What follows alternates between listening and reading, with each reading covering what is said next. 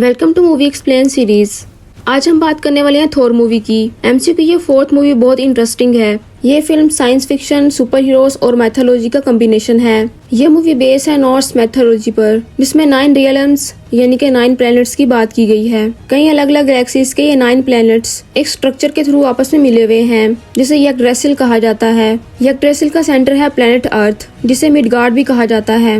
और इन सब प्लैनेट्स में सबसे खास है एसगार्ड, जहाँ बहुत ज्यादा पावरफुल एलियंस रहते हैं। और इस प्लैनेट के लोग इन एलियंस को गॉड मानते हैं, क्योंकि ये एलियंस 9 प्लैनेट्स की सेफ्टी का काम कर रहे हैं। सन 965 में यूटनहाइम नामी प्लैनेट, जहाँ पे फ्रोस्ट जायंट्स रहते हैं, इन फ्रोस्ट जायंट्स के लीडर लोफी ने 9 प्लैनेट्स पर कब्जा करने की ठान ली और इसकी शुरुआत उसने अर्थ से की। फ्रोस्ट जायंट्स इस अर्थ को बर्फ से ढककर यहाँ पर राज करना चाहते थे, मगर तभी एसगार्ड के लीडर ओडिन अपनी फौज के साथ यहाँ पहुँच जाते हैं। वो इनका मुकाबला करते हैं और इनको वापस इनकी दुनिया में भेज देते हैं। और इस लड़ाई के बाद फ्रोस्ट जायंट्स से इनका खास वेपन इनसे छीन लिया जाता है, जिसका नाम है कैस्कट। और फिर यूटनहाइम का लीडर किंग ओडिन के दबाव में आकर समझौता कर लेता है कि वो अब से किसी को परेशान नहीं करेगा। फिर कई सालों बाद सन 2011 में किंग ओडिन काफी बूढ़े हो जाते हैं और वो अपने बेटे थोर को एसगार्ड का किंग बनाने का फैसला करते हैं। थोर, जो कि गॉड ऑफ थंडर के नाम से जाना जाता है, वो एसगार्ड का किंग बनने पर बहुत खुश था, मगर उसका भाई लोकी इस बात से बहुत दुखी था। लोकी थोर से जलता था, क्योंकि थोर बहुत पावरफुल था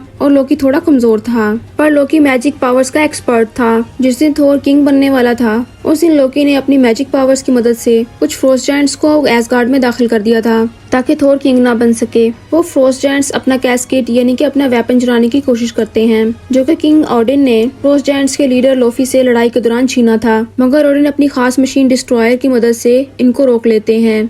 इससे एसगार्ड को तो कोई नुकसान नहीं पहुंचता, लेकिन थोर को इनकी इस हरकत से बहुत गुस्सा आ जाता है, क्योंकि इस दिन वो किंग नहीं बन पाया। वो किंग ओडिन को यूटनहाइम पर हमला करने का कहता है, लेकिन किंग ओडिन अपने और लोफी के दरमियान किए गए समझौते की वजह से ऐसा नहीं करते, जबकि थोर गुस्से से पागल हो रहा था। तभी लोकी थोर को चालाकी से एक मशवरा देता है। वो थोर को कहता है कि उन्हें ओडिन के खिलाफ जाकर फ्रोस्ट जायंट्स पर हमला करना चाहिए। फिर थोर अपने 4 दोस्तों और लोकी के साथ यूटनहाइम पर हमला करने जाता है। वहाँ वो कई फ्रोस्ट जायंट्स को मार डालते हैं, लेकिन आखिर में ये लोग फ्रोस्ट जायंट्स के सामने कमजोर पड़ जाते हैं। तभी किंग ओडिन वहाँ पहुँचते हैं। वो थोर और इनके साथियों को बचाकर वापस एसगार्ड ले आते हैं। थोर की इस हरकत की वजह से किंग ओडिन और लोफी के दरमियान किया गया समझौता टूट गया था, इसलिए किंग ओडिन उससे बहुत नाराज हो जाते हैं और वो थोर से उसका हथौड़ा और उसकी पावर्स छीन लेते हैं। और फिर ओडिन उसके हथौड़े पर एक जादुई मंत्र डाल देते हैं, जिससे कि इस हथौड़े को सिर्फ वही लोग इस्तेमाल कर सकते हैं जो इसके काबिल हैं, और जो कोई इसके काबिल होगा इस हथौड़े को उठाते ही उसमें थोर की पावर्स आ जाएंगी। फिर ओडिन थोर और उसके हथौड़े को अर्थ पर फेंक देते हैं और फिर थोर आकर गिरता है न्यू मैक्सिको सिटी में। यहाँ वो कुछ साइंटिस्ट से टकरा जाता है, जिनमें से एक थी जेन फॉस्टर, जो कि एक एस्ट्रोफिजिसिस्ट थी। जेन अपने साथियों के साथ स्पेस की स्टडी कर रही थी। तभी थोर एक बायोफ्रॉस्ट ब्रिज यानी कि एक वर्म होल से वहाँ आकर गिरता है। जेन फॉस्टर के लिए ये बात बहुत अहम थी, क्योंकि इसकी इन्वेस्टिगेशन करने से जेन फॉस्टर फेमस होने वाली थी, इसलिए वो थोर को अपने साथ रखकर बहुत सवाल जवाब करती है।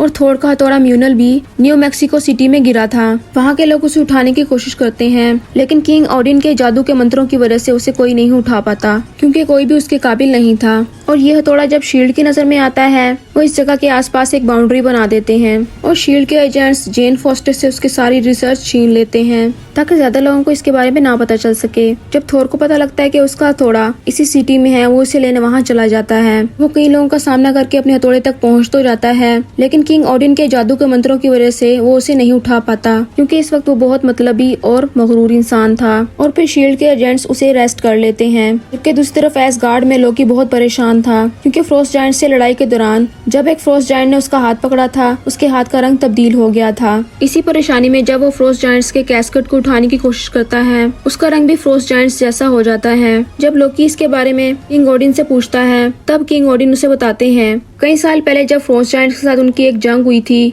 इस जंग के दौरान उन्हें फ्रोस्ट जायंट्स का एक बच्चा मिला था और ये बच्चा वहाँ के लीडर लोफी का बच्चा था। क्योंकि ये बच्चा बहुत छोटा और कमजोर था, इसलिए लोफी ने उसे वहाँ मरने के लिए छोड़ दिया था।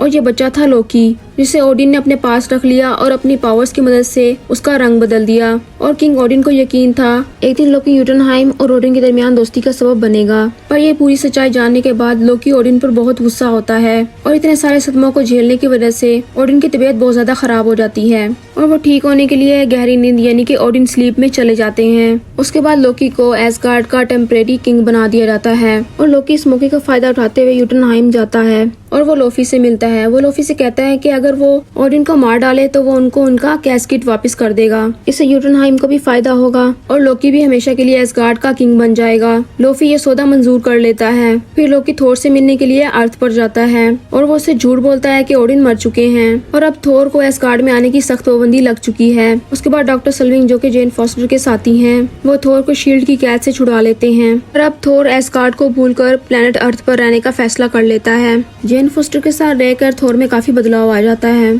और अब वो एक अच्छा इंसान बन गया था। दूसरी तरफ थोर के एसगार्ड के दोस्त थोर की वजह से बहुत परेशान थे, इसलिए वो चोरी छुपे थोर से मिलने के लिए अर्थ पर आते हैं और वो उसे लोकी के झूठ के बारे में बताते हैं। और जब लोकी को इस बारे में पता लगता है, वो थोर और उसके दोस्तों को मारने के लिए अर्थ पर डिस्ट्रॉयर को भेजता है। डिस्ट्रॉयर अर्थ पर जाकर काफी तबाही मचाना शुरू करता है। थोर के दोस्त उसे रोकने की कोशिश करते हैं, पर थोर लोकी को ठंडा करने के लिए अपनी कुर्बानी देने को तैयार हो जाता है और फिर डिस्ट्रॉयर थोर पर एक खतरनाक हमला करता है, जिससे वो तकरीबन मरने ही वाला था। लेकिन थोर की इस कुर्बानी की वजह से उसे उसका हथौड़ा और उसकी पावर्स मिल जाती हैं और फिर वो डिस्ट्रॉयर को हरा देता है। उसके बाद थोर अपने दोस्तों के साथ एसगार्ड वापस लौट जाता है, जबकि दूसरी तरफ एसगार्ड में ओडिन को मारने के लिए लोफी वहां पहुंच जाता है। लेकिन जब वो ओडिन को मारने वाला था, तभी लोकी धोखे से लोफी को मार डालता है ताकि वो ओडिन की नजर में अच्छा बन सके। इतने में थोर एसगार्ड पहुंच जाता है। उसके और लोकी के दरमियान एक जंग शुरू हो जाती है। असल में लोकी इस कोशिश में लगा था कि वो सभी फ्रोस्ट जायंट्स को मारकर ओडिन की नजर में अच्छा बन जाएगा, इसलिए लोकी बायोफ्रोस्ट का इस्तेमाल करके यूटनहाइम को तबाह करना शुरू करता है। लेकिन थोर उसे ऐसा करने नहीं देता,